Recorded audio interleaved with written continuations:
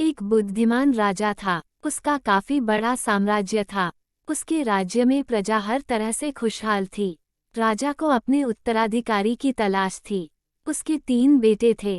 राजा इस पुरानी परंपरा को नहीं निभाना चाहता था कि सबसे बड़े बेटे को ही गद्दी पर बिठाया जाए। वह सबसे बुद्धिमान और काबिल बेटे को सत्ता सौंपना चाहता था।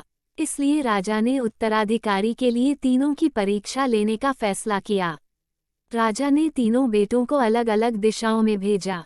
उसने हर बेटे को सोने का एक एक सिक्का देते हुए कहा कि वे इसे ऐसी चीज खरीदें जो पुराने महल को भर दे। पहले बेटे ने सोचा कि पिता तो सठिया चुके हैं, इस थोड़े से पैसे से इस महल को किसी चीज से कैसे भरा जा सकता है। इसलिए वह एक मैखाने में गया, शराब पी और सारा पैसा खर्च डाला। राजा के दूसरे बेटे ने इससे भी आगे सोचा।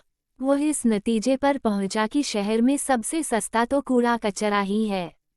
इसलिए उसने महल को कचरे से भर दिया।